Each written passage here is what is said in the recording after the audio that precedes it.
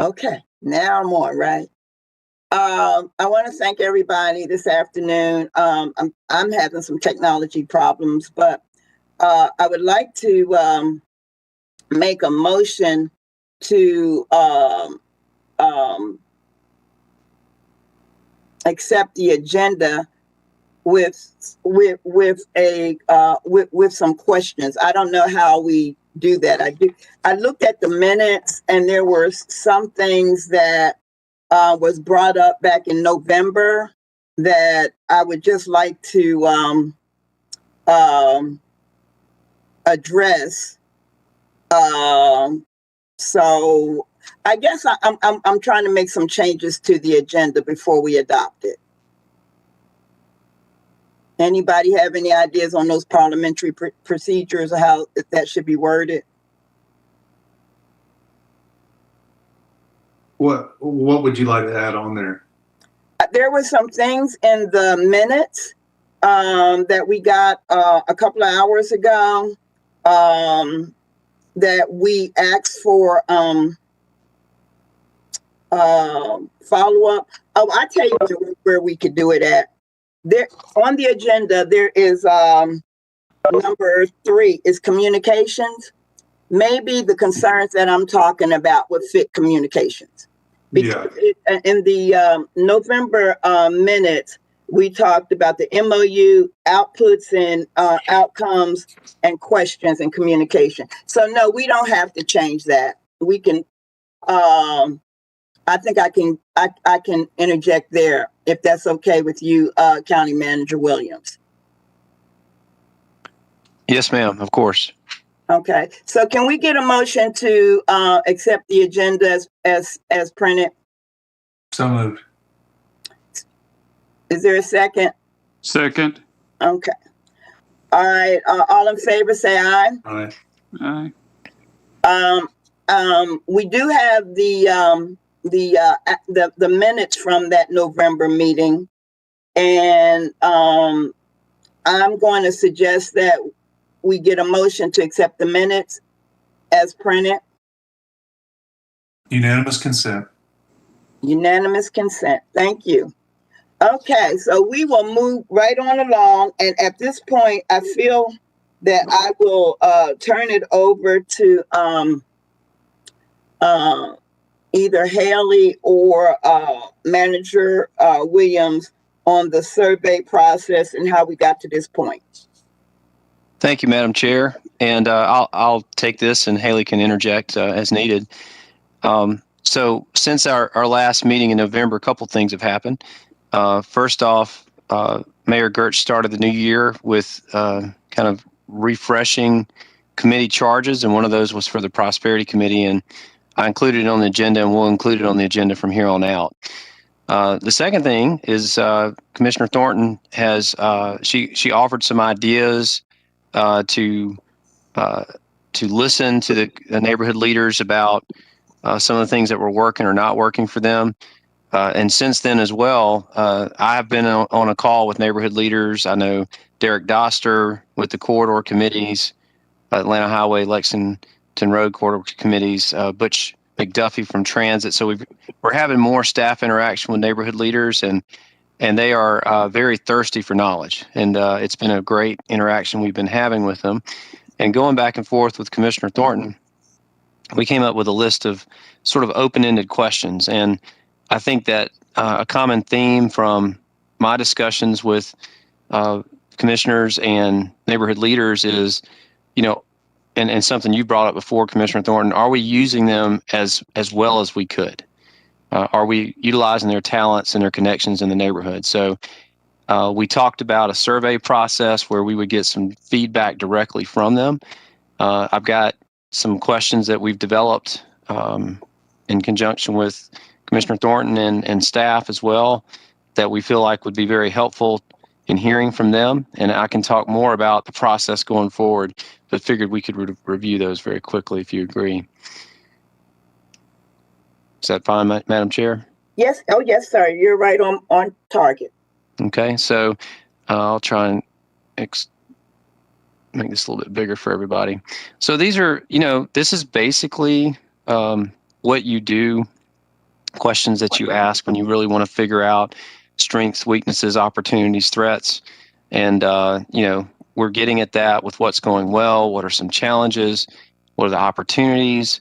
What we find is the neighborhood leaders are growing. They're learning more and more about the processes and the things that are out there.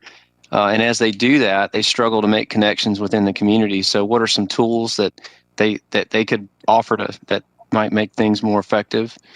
If they could change anything about the program, what would that be?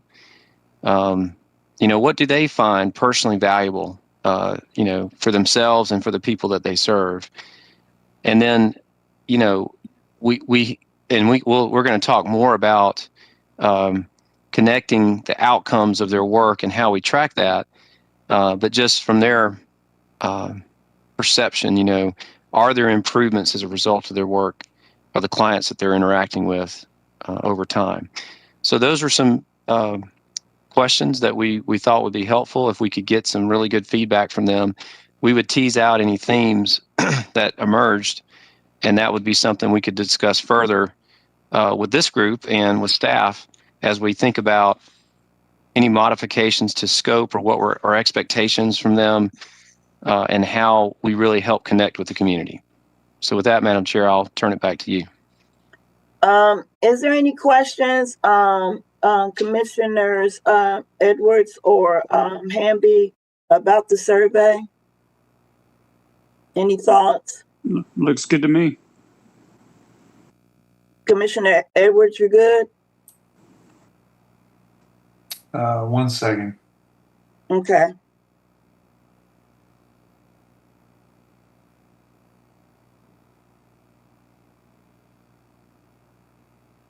Yeah, that looks good. So what I'm thinking of, Haley, or I guess Haley, do you have you thought about a timeline that, or how we would roll this survey out, as far as a timeline, getting it out there and getting it back, and have, or is that forthcoming? And Blaine, I don't know if you wanted to speak to that, but I think our main thing was to make sure that we've got the right questions, that we've got consensus on what we want to ask. I would think, and correct me if I'm wrong, or we're open to feedback, but I think a 2-week period for response would be reasonable. And I think that would be good. And if we could get 100% response rate, I think that would be ideal, so we can hear from every single neighborhood leader on the team. And then, I don't know, Blaine, did you want to speak to the process for analyzing that feedback? I imagine the committee would review our responses. Yes, absolutely. I think, like I said, we tease out some themes, particularly interested about, we could offer some reflections on any alterations to the current scope that might be helpful for your consideration. Of course, this would all be, as an advisory committee, the commission, channeled through y'all up to the commission. Commissioner Thornton, you asked towards the end of last year, when the renewal of the contract was coming up, did we need to revisit that scope? So I think this will help inform us not only in the scope, which is very important because we do have a contract, with Family Connection to provide this service, but we also want to be identifying the data that we need to track, and we need to track that consistently over time, which helps to inform outcomes. And then also where the management of the neighborhood leaders is best suited in the government.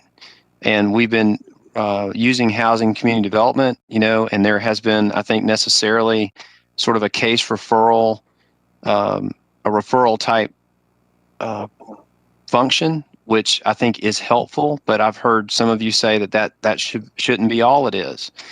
One of your 4 priority areas that we're focused on is community engagement. And certainly these folks are out in people's living rooms, and this could be an excellent conduit of communication. I don't want to preempt anything the survey might say, but where this could lead is that we actually move the neighborhood leaders and the oversight within the government, to another area that would help foster that community engagement. So Madam Chair, there's several things that I think after we analyze the results and discuss these with you, there's several actions that we could pursue. I know I kind of wore that horse out last year, but I do think that just the way you have summarized your vision on this, I think we're in agreement that this would give us the tool to really measure some things. I know that last year there was a perception that seemed to have initiated this I'm sorry, excuse me guys, initiated this conversation. But I would like to think that this survey is not trying to get an aha moment or what or who did what wrong or didn't get done. But I hope this is a tool that will be used for enhancement of the work. So I appreciate, yeah, I'm real good, and I like that 2-week turnaround. I don't think it really needs to hang out there forever.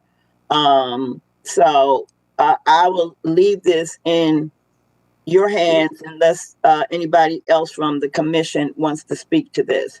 And you could give us oh crap, I done messed up again. We can hear you fine. Okay, well, all right, okay. I don't know what I did, but okay. So I will leave this into your hands, and maybe you could just send us some dates, some specific dates. I don't think you have to do that today.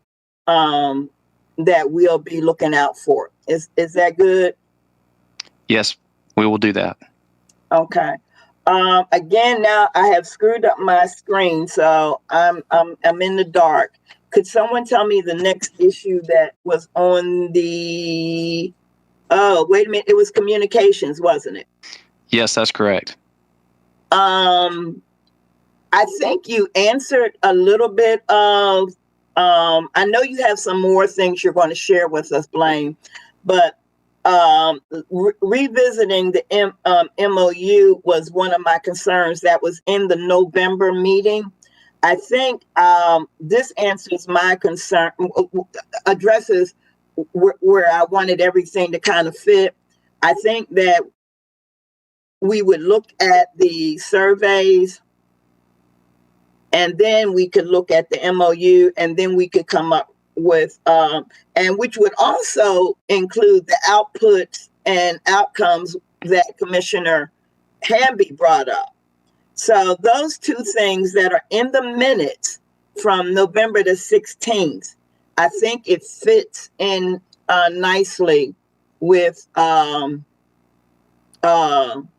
surveys. Any thoughts on that? I don't think we got to go rehash the November 16th, not for those two issues. Any thoughts on that? That sounds good to me, Ovita. Okay. Yeah. Well, sounds like a plan. Yeah, I think, and this also means that we did not waste the meeting in November. This will be tagged on to the next steps after we get the surveys back, the review of the MOU, and after Blaine's office teases out the responses, it will also cover outcomes and outputs. I do have one other question within regards to communications, and I know part of the MOU required Family Connection to send like monthly updates, I believe. And is there a way where this committee and maybe the full mayor and commission could start seeing those monthly updates?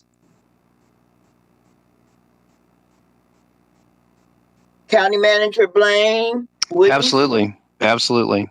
We had been bringing some of that to you with the monthly COVID-19 updates, but I hear you, Commissioner Hamby, and we can come up with a different reporting format and just have that to you on its own.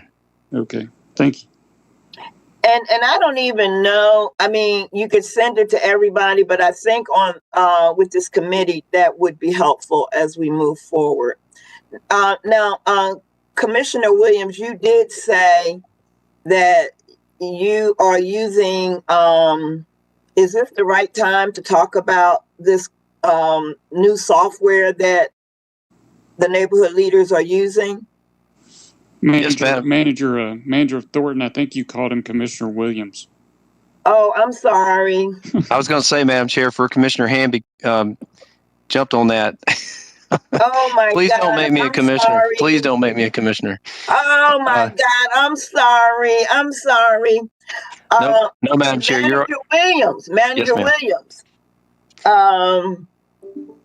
Is this the right place to plug in what you are doing now? Yes, ma'am. Absolutely. And thank you. So one of the struggles I think folks would agree is capturing the data from the interactions in a way that, we're tracking the right data and we're doing it in a way that is efficient and friendly for our neighborhood leaders. And we do have Mary Martin here today from our Geographic Information Office, and she and Joseph D'Angelo have been putting together a reporting mechanism for the neighborhood leaders, and I thought you might find that of interest. And Mary, if you like, I'll just turn it over to you to tell a little bit about the tool and how that's going. Do you want me to share my screen and I can actually show it to you? Or do you want to know that much about it? No, I think sharing your screen would be great if the committee doesn't mind. Do I need to give you those? Are you able to do it now? I think I'm able to do it. Good.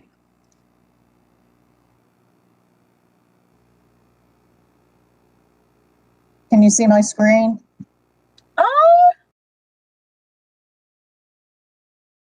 I am so afraid to try to get back to y'all. I'm afraid I'm going to lose you. So go for it, Mary. Okay. Basically, what I did is they have a paper copy of a form that they use when they go out into the field and meet with their clients. And I tried to take that form and put it into kind of a survey management tool for them. So basically, they're able to put that information, enter that information in here, and then we can take the information that they put in and create a dashboard for them.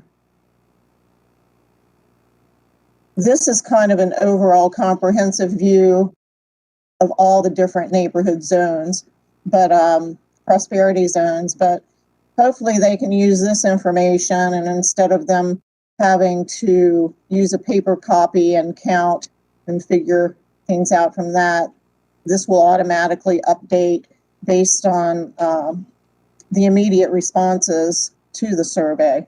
And I don't know if I'm getting a little bit ahead of myself here, but it's mainly to help them visualize things a little bit better, where we can see what's going on in the different prosperity zones a little bit easier, maybe where something's happening a little bit more than others where they might need some kind of assistance. But the main thing is to get them somewhat away from that paper copy, where we can really get data into a format that can be used in other places as well. Am I making sense? Oh yeah, yeah, you're making sense to me. Yeah, it looks good to me too. That I like that dashboard. Yeah, this one, I should have, what we're going to do is, this one's kind of a comprehensive one that would be mainly for Terrace to use and for Tim Johnson to use. And then each neighborhood leader will have their own dashboard that's specific to their prosperity zone. Because I think there's some privacy issues maybe there, where they don't, I don't know this for sure, but anyway, the bottom line is they'll be able to look at their information and only their information, where Terrace and Tim will have an overview of all the different zones, and I'll show you some of it. Hold on one second. We're still working on this. It's still kind of a work in progress. So But anyway, basically what you can do here is you can select a particular prosperity zone, and then anything that relates to that prosperity zone in terms of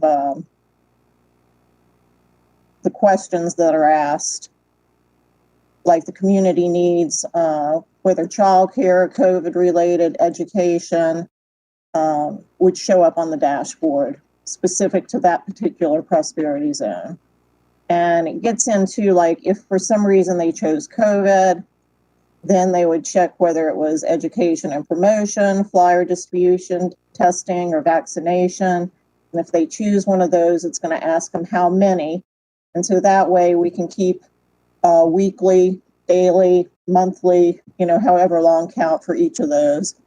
And education's broken down into Clarke County School District. They would choose whether it's pre-K or K-12, or if they wanted to get into neighborhood leader training, then they would select the type of training, whether it's professional development, personal, miscellaneous training, or meetings. And again, that leaves them a space to type in their notes. And same thing with food assistance, where if it's a particular group, it's going to ask them, how many meals were delivered. And material distribution, we get into clothing, diapers, school supplies, etc. Then it'll ask about the client description and any complaints or concerns, and observation in terms of eye, vocal volume, posture, body posture, whether it's normal or abnormal, and they can make comments on that. And then also plans on how they plan to, plans on how they will assist as neighborhood leader. And so all that information will go into this dashboard somewhere where they would just look at this instead of looking at the paper copy. And hopefully that would help them. But it's a lot of information, and we still have a little bit of tweaking to do. So they have actually, this is their second week to be using this survey, for lack of a better word. And we actually have them using their hard copy and the survey, since we are still tweaking it, and we don't want them to lose any information if things are changed. So I'm supposed to meet with Terrace again this afternoon to go over a couple of things, and hopefully everything will be carved in stone, for lack of a better word, by next week, where they're just using the survey tool. I'm totally impressed. Yeah, that is impressive. Yeah, it is. I can see where you capture a lot of information. I was wondering though on this too. Do you capture any information regarding healthcare? Like, do the folks that are visiting have like primary care doctors or something of that sort? Maybe you do. There's nothing specific like that. The only thing that we have in here, and again, I can put anything in here that they need me to, but this was pretty much just based on the hard copy that they use. And they have like, complaints or concerns where it asks about needs, problems, issues from residents' point of view, including causes, duration of seriousness or complaint concern. And then I kind of went over the observation as far as the residents' behavior, verbal and nonverbal. And then they also have a space for them to put in anything about observation notes. And, they might can put that kind of information in here. Right. But anytime, I've asked them if they can be specific about any type of task or whatever that they normally do. It's great to be able to put that into some kind of list or multiple choice instead of having just open text in order to count it properly. Can we actually get a hard copy of that, Mary? I would just like to read it a little bit more in detail. Sure. Most definitely. I think that the only other, and maybe you brushed on it one of the objectives that when we first started this program is that the neighborhood leaders would not only help others in the community, but be able, and I think you covered it, so this might be just a reminder. I think you covered, we also want to know how they're doing personally. I think you might have hit on that. Was there a question about personal development on where they are and where they want to be? I think you did cover that though. Yes, ma'am. There's actually a section on education, and that includes neighborhood leader training. And if they selected on neighborhood leader training, that's broken down into different categories, whether it's professional development,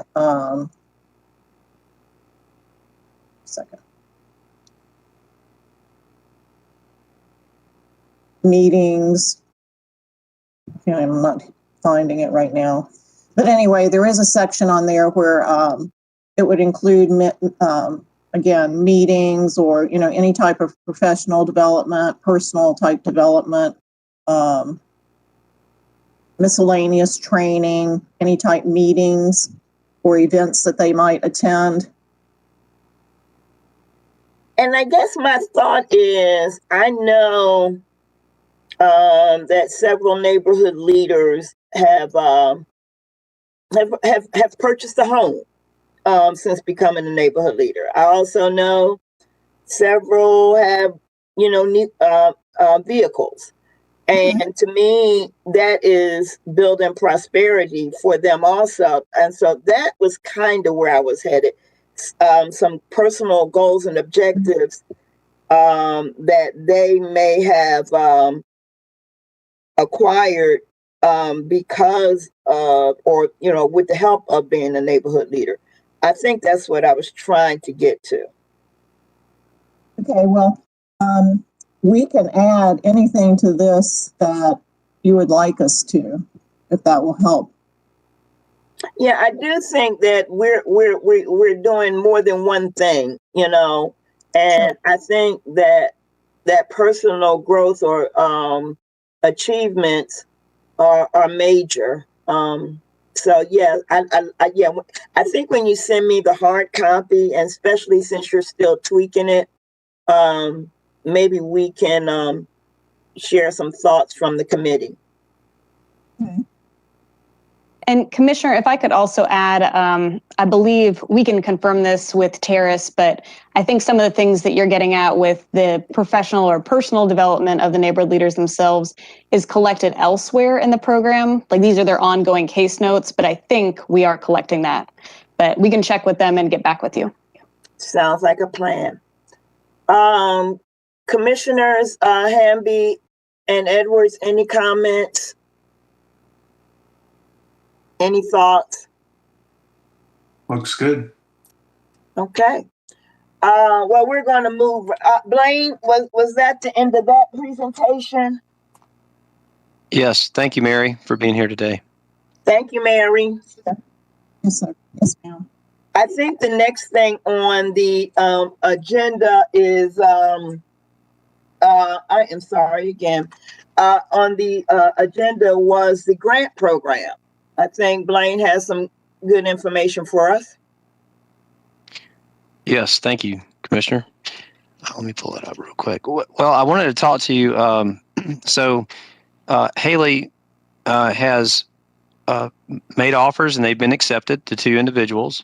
One starts on Monday, and the other starts the following Monday, just was from some HR processes. And Haley, would you mind announcing who they are and just a little bit about them? Sure. We're very excited to announce that we've hired 2 individuals. The first one that will be starting this coming Monday is Blaine McDonald.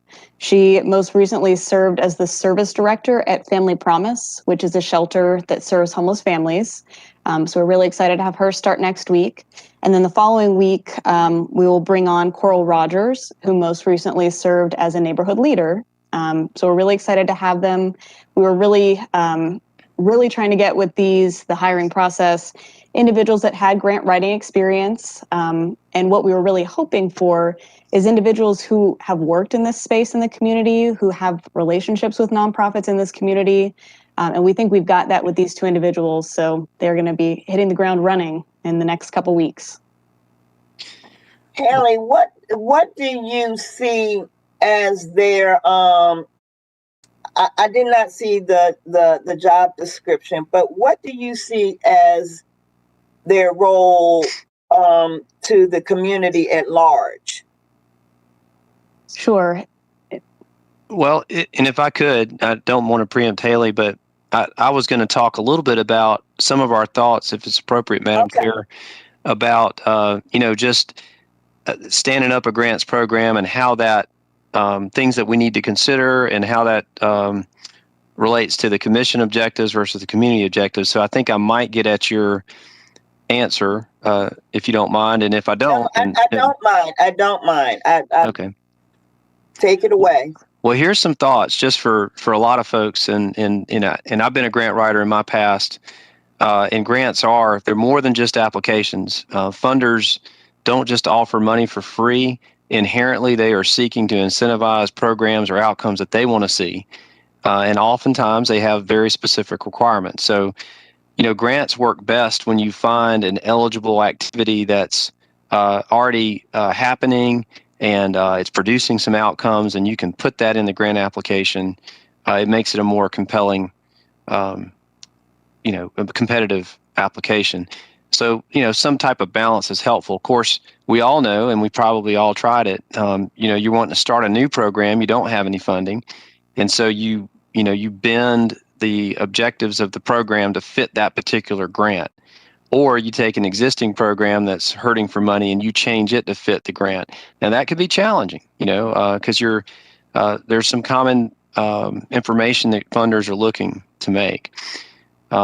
So then there's the question to get into yours a little bit more, Commissioner Thornton, and I will over several points, but one being, so what is the grant writer's responsibility to internal government functions versus external nonprofit needs? And so, staff can apply and be accountable for operations for the government, but we can't necessarily be accountable or do all the work for those outside the organization. There are some things that we can do to help. And as you'll hear me say, and I've heard Haley say, part of that is helping to train up and coach up, build some capacity in some of our organizations. And we do think that that's going to be an important part of the grant writer's job. If we were to just focus internally, I mean, you all know, and people are learning more about the breadth of what we do here at the government. It's considerable. And I mean, these two folks could go and just basically disappear into our departments and do work all the time. But we understand from the beginning when, Commissioner Hamby and Thornton, y'all created, this initiative that you were wanting to leverage outside funding for what we call the gap issues, things that are not what the government's traditionally done. And, not anybody's one lane, but it's things that are important to the community. Another consideration when we think of internal versus external is grants often require a match. And so as we seek to fund these gap issues, we're going to have to identify funding that will match the grants that we're trying to pair up with things that are happening out there.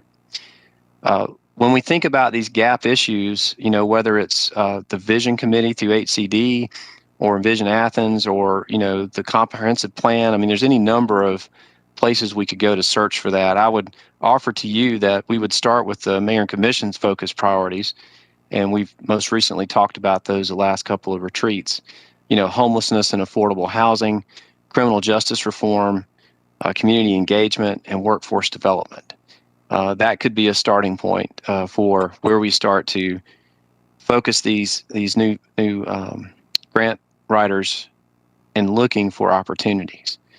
Now, one of the questions I anticipated being asked today was, well, what will they do when they first come on board? And obviously, getting up to speed on, internally and externally, the folks we'll be interacting with, what the objectives are, that we want them focused on. Who are the folks that are already doing some of that work out there in the community, getting to meet them and get familiar with their operations. And then meeting, I think, that next level of nonprofit who is aspiring to do such things, but just hasn't quite turned the corner on that. And I think that's really where the rubber meets the road, as I've reflected on what I think you're trying to accomplish here. And I will say that there's been a lot made of, the nonprofit world is it's a zero-sum game. There's not many resources out there, and nonprofits are constantly competing for, scraps, if you will. I mean, we fund things. We're trying to deal with issues, and the funding's a mile wide and an inch deep. So, grants typically, and I was researching this, and this is just one source I found online. I'm sure you can find something else. They typically account for about 30% of an average nonprofit.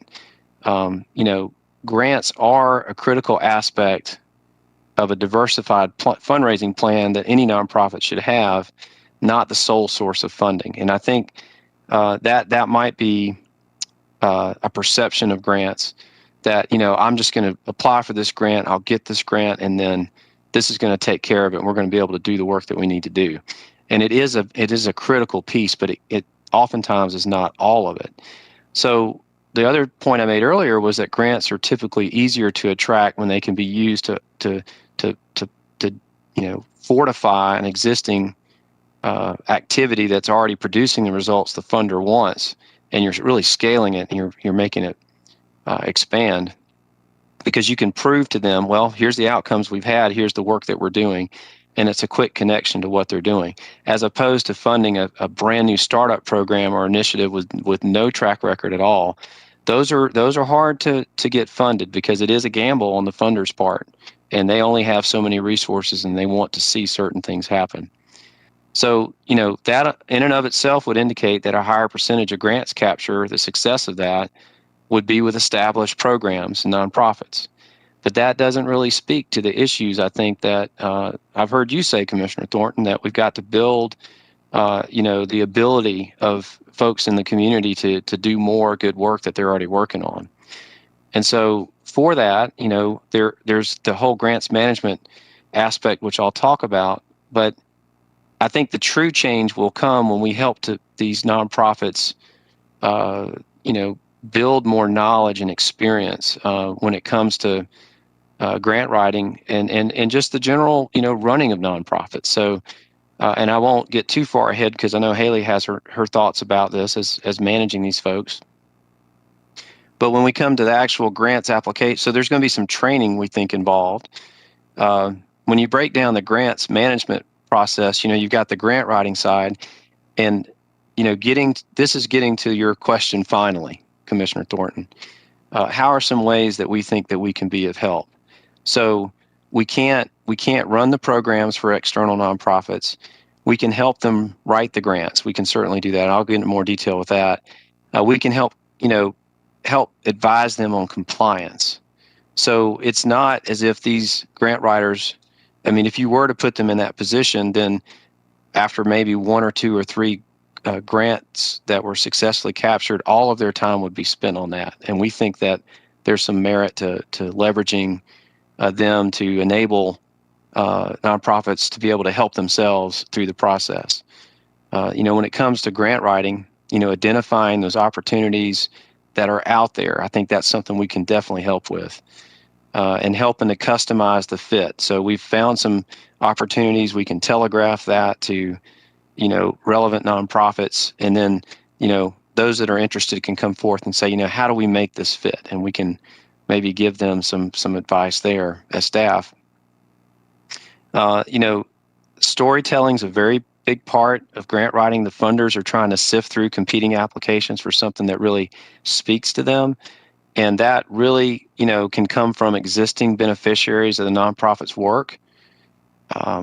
And so, helping this nonprofit capture their story and tell it is something else I think that we can help with. The application itself can be very straightforward. They're very straightforward questions that are being asked, And if you don't answer them in a straightforward manner, then you're quickly set off to the side because there's others that are. The need met, the distinctive services that makes this nonprofit stand out, what the proposed impact it is.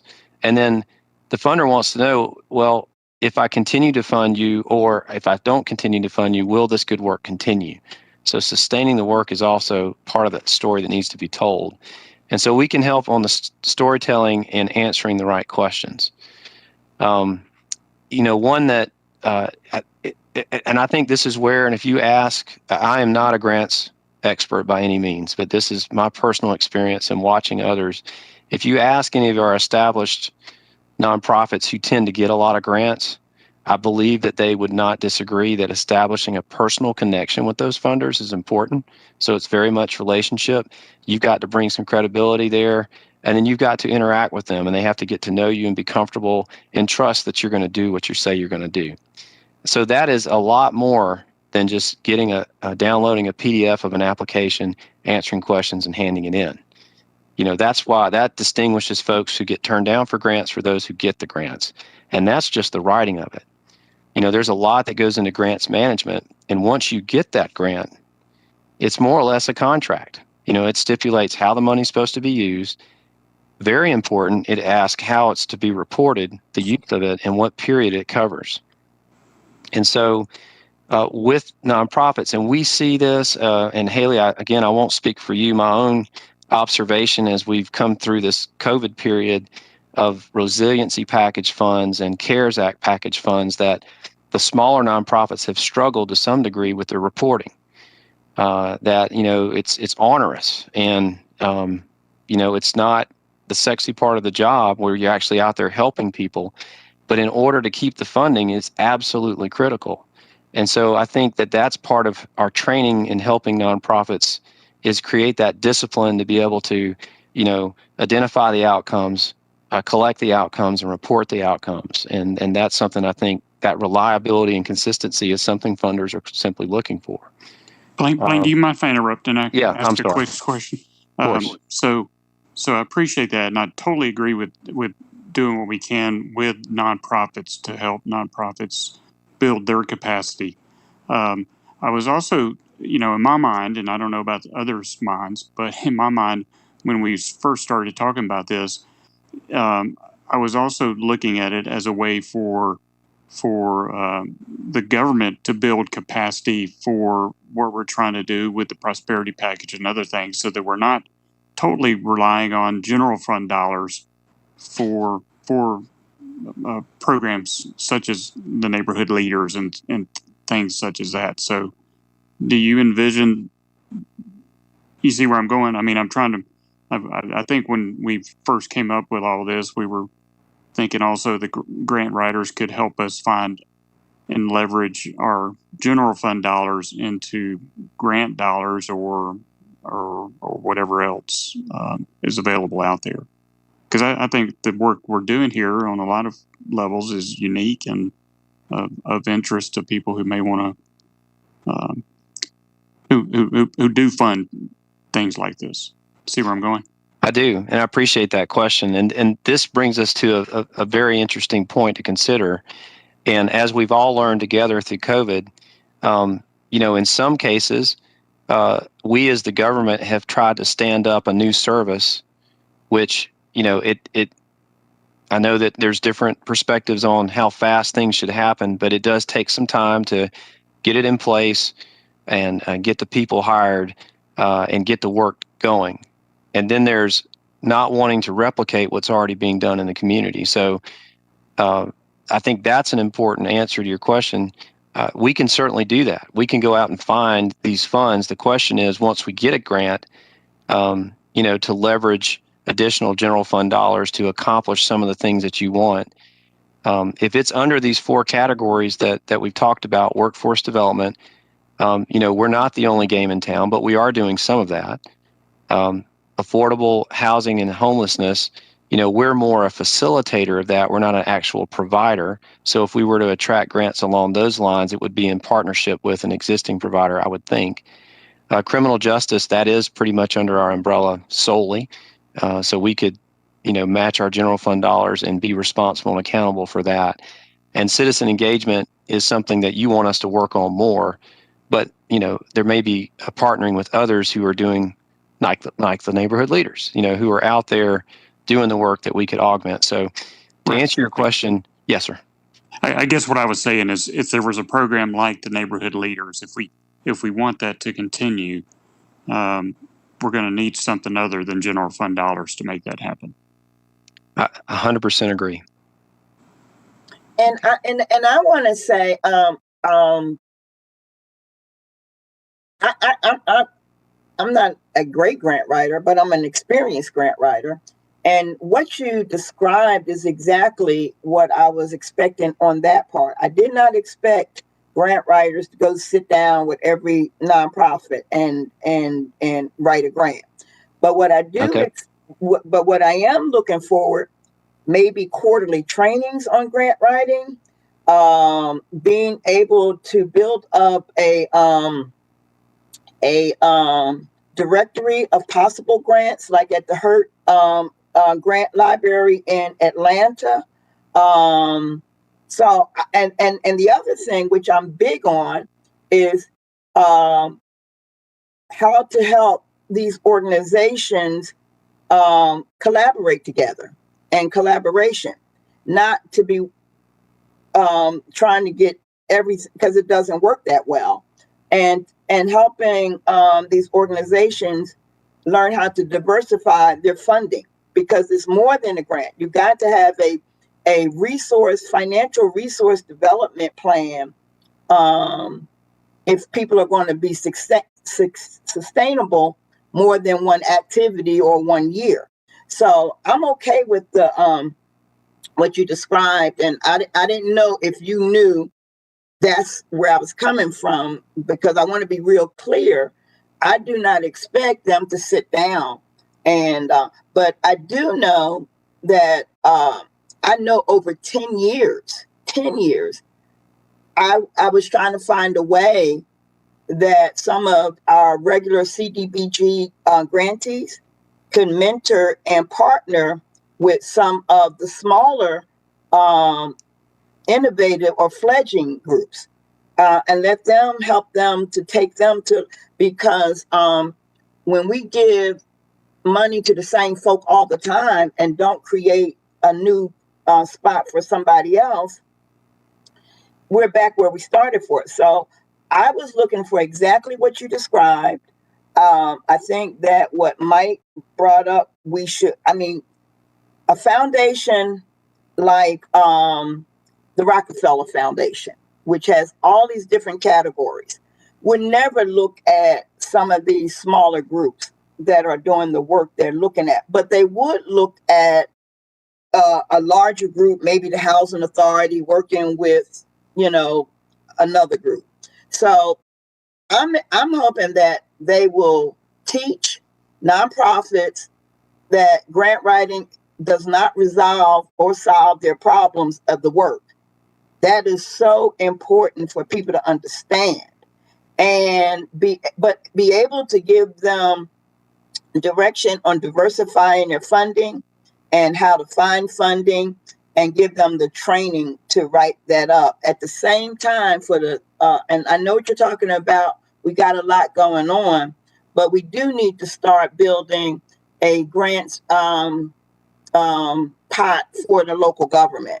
If something comes up that can fit, a local government carries a lot of weight with a lot of funders. And I think what we're talking about is very innovative, that we're going to work with not just local government by ourselves, but we're working with these groups in the community. So I just wanted to make it clear, because I think you might have thought something different from me. Maybe I gave you the wrong impression, but I really was thinking exactly the way you explained it. And I can say that just from my personal experience, I have walked away from grants. Somebody will send something. I know that I don't have the capacity to make it happen. I know that once you do a project, and you do a great job and that funding goes away and then people are back where that is so depressing that you start stuff, especially in low wealth communities, and you get something going, and then because you don't have a transition plan, you hurt those people even more, in my opinion. So I do think the direction you're going, and the only other thing, I know you mentioned the 4 areas. I wish we would consider adding health on there. With the 4 that you mentioned. The COVID has brought us to a whole nother level of concern with health issues. And so I wish that we would add the 4 you mentioned plus health. So those are my comments, but no, I feel good about what you're saying. I don't want to lose Commissioner Hamby's point about for the local government as a whole, and I would like to see us add health as one of our issues.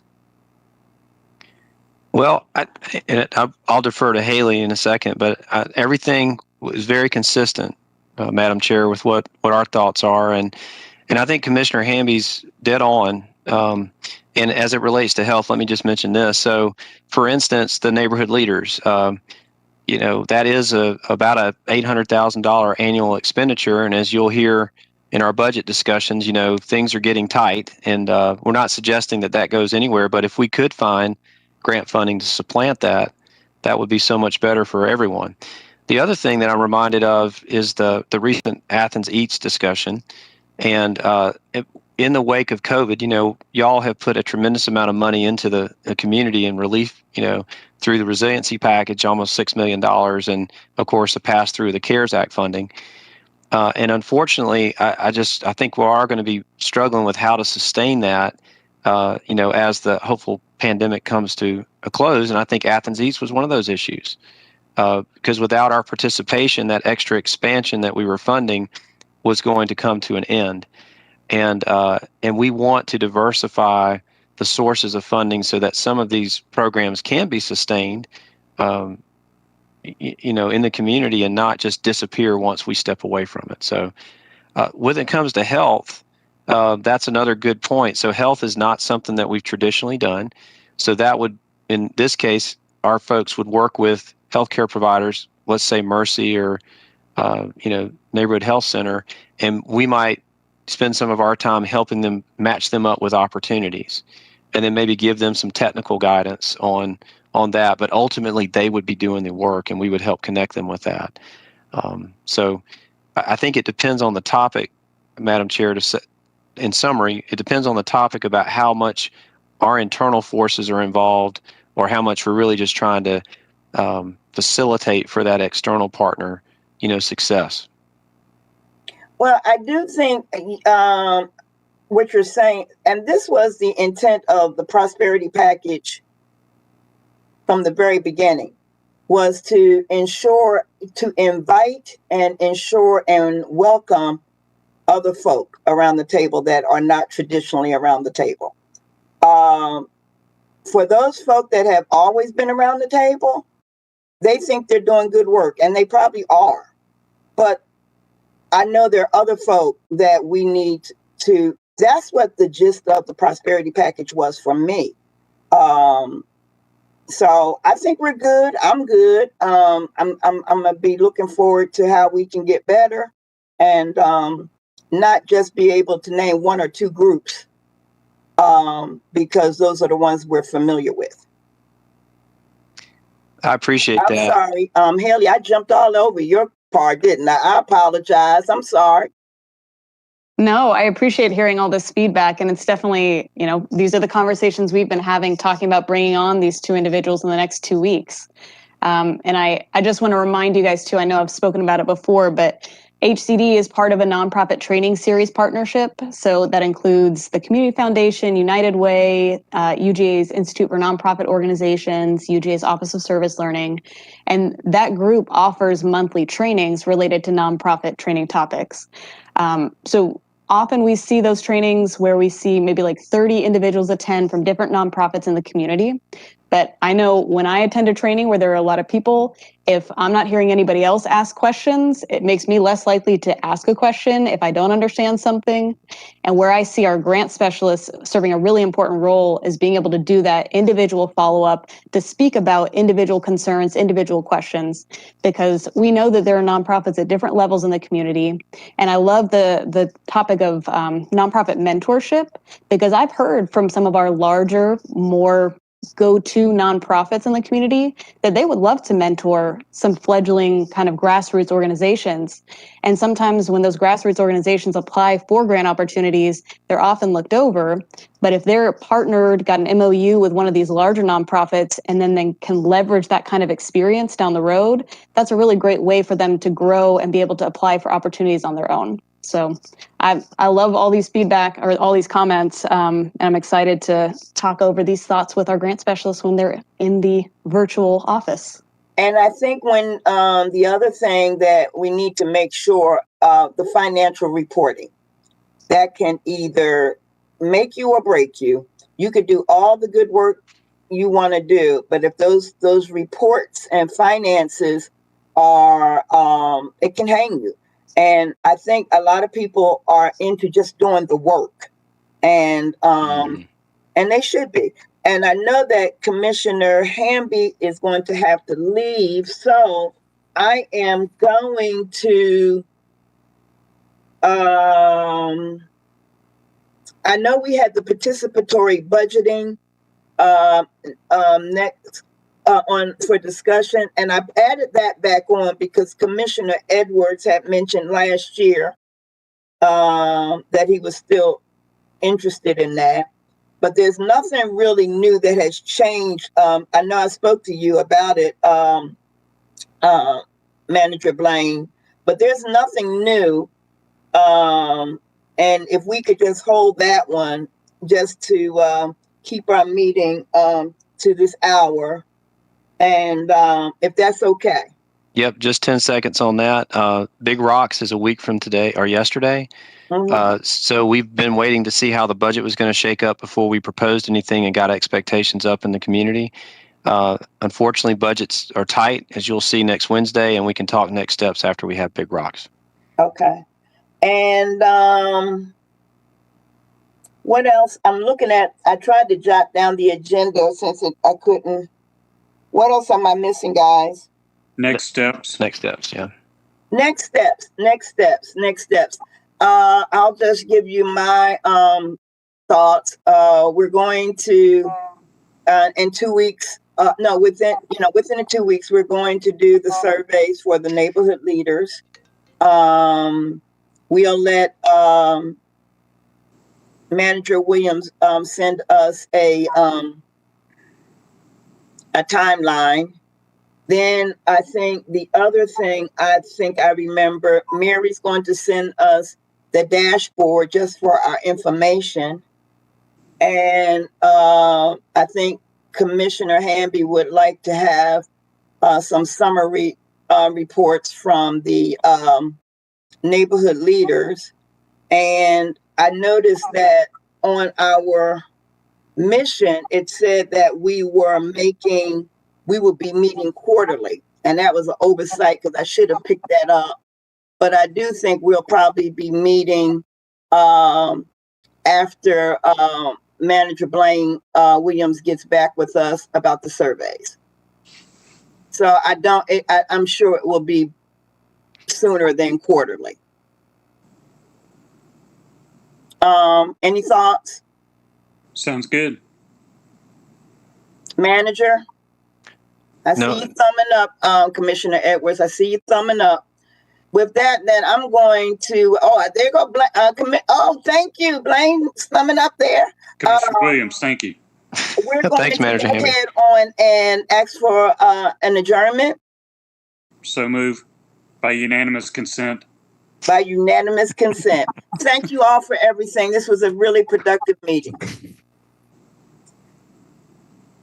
Bye. When I figure out what I'm